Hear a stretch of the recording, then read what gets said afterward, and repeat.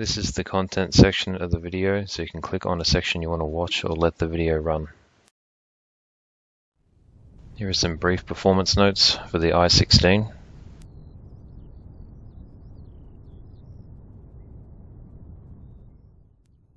Starting with the I-16 cockpit, we'll go through the controls and gauges. First is the flaps control. Rotate the flap handle counterclockwise to deploy the flaps, and then clockwise will bring the flaps up. Then there's the mixture control. Pushing it forward brings it to rich, and pulling it back leans it out. And the throttle, push it forward for full throttle, and then bringing it back to idle. Underneath that there's supercharger. We have the first and second gears. Then under and to the left with the RPM control. Pushing it forward will increase RPM, and pulling it back will decrease RPM. Next to that you have the boost control. Pushing it forward turns it on, and back turns it off. Now looking at the main panel, first up there's the clock at the top, then tachometer, then the magnetos, and you have an engine primer. Then you have three switches for the battery, generator, and the radio, and the airspeed indicator, then the oil temperature with split oil and fuel pressure indicators, then the button for navigation lights, magnetic compass, a turn and bank indicator. Then back up to the top we have the air meter, then underneath that is the altimeter, then the vertical speed indicator, then below that we have the flap position indicator in degrees, then we have the engine starter, cylinder head temperature, fuel gauge, then the cockpit light. See just underneath we have the inlet cowl shutter. This is what's going to help control your cylinder head temperature. Pushing it forward opens it, and pulling it back closes it. Underneath that is the oil radiator, and this obviously controls your oil temperature. And pushing it forward opens it, and pulling it back will close it. And just under that you have the oxygen system, and then to the right of that you have the landing gear. Then right in front of the pilot is the landing gear position indicator. The two balls at the top is down and locked, and when they're fully separated the gear is up. With the cockpit complete, we'll look at the startup procedure. You want to set the throttle to idle, set the mixture full rich, RPM full forward, and then you want to make sure the inlet cowl and the oil radiator are both closed, and then press the E key to start the engine.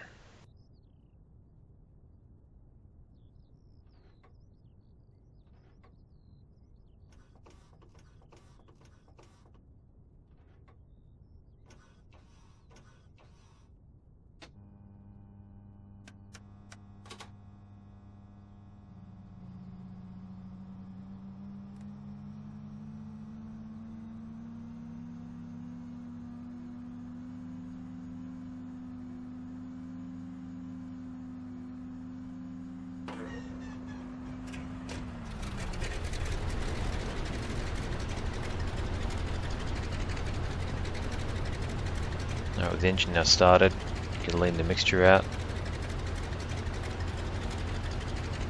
and then we'll go taxi to the runway and take off.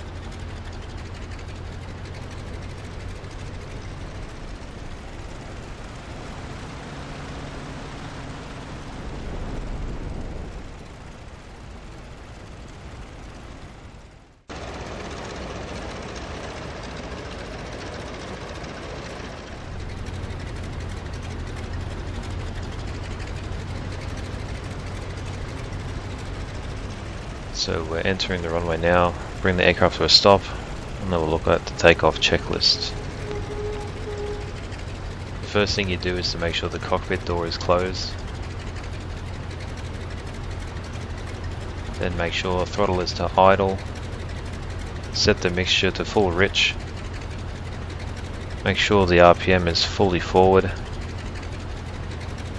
Not going to use flaps in this takeoff, so have flaps at 0. Then we open the inlet cowl and the oil radiator all the way. Then for takeoff we set the throttle gradually to max, and we rotate at 170 kilometers per hour. So we start increasing throttle. Airplane starts moving.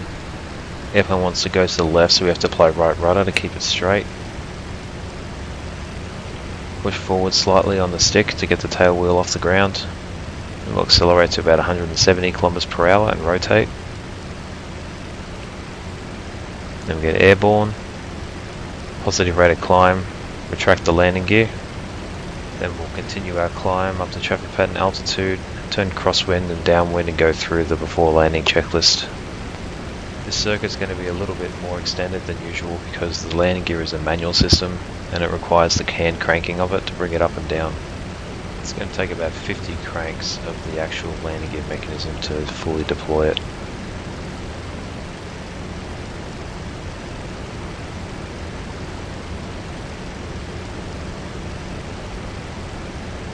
So now we're near our altitude, we'll turn onto the crosswind leg and check where we are relative to the runway. And as we're turning around, we'll go over the before landing checklist. Before you get onto downwind, you want to start extending the landing gear because it takes such a long time. And then as you're getting onto downwind, you want to be flying at about 220 kilometers per hour. Then you make sure the inlet cowl is closed and the oil radiator is closed to prevent any overcooling of the engine during the approach. Set your flaps to 15 as we get near the end of the runway. Then we'll turn on base, set the flaps to 30. Then once we're on final, we'll use flaps as required, and our approach speed is going to be about 180 to 200 kilometers per hour. As you can see, the landing gear is still cranking down, and just making sure the mixture is fully rich. Now if you're paying attention to the landing gear position indicator, you should see the two balls start moving up towards the center eventually. And once those two balls are in the center, the landing gear is down and locked. Alright, about midfield, we'll check our position. Looking about the right sort of distance on downwind. And then once the gear comes down and locked, we can see the balls coming together. Gears down and locked, we'll put flaps to 15 degrees. So we set flaps to 15 and then we start our descent.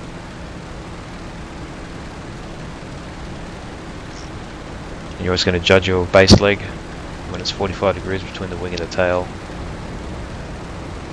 So we'll start turning base now. Continue the descent. And as we come around on base, we'll set the flaps to 30 degrees. So bring the flaps to 30. And the plane's going to start slowing down a lot more. So we'll bring it to about 210 kilometers an hour. Continue the turn onto final. Then bring in the flaps as required. On this approach, I'm going to bring it to 45 degrees. Then as we come up final, we pick our aiming point and we try our best to keep that in the same position on the windscreen by adjusting our pitch and our throttle setting.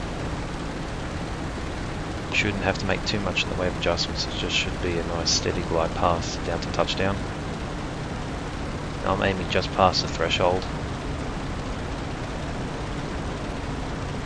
So as we start getting into the threshold, I'll reduce power, get into the round out, bring the aircraft into the flare in a 3-point attitude. Then we just hold that 3-point attitude until the aircraft touches down. Upon touchdown, pull the stick into your lap and make sure the tail wheel stays in the ground. Then you can begin retracting the flaps. And then you use brakes as required to come to a stop before the end of the runway and exit off the taxiway.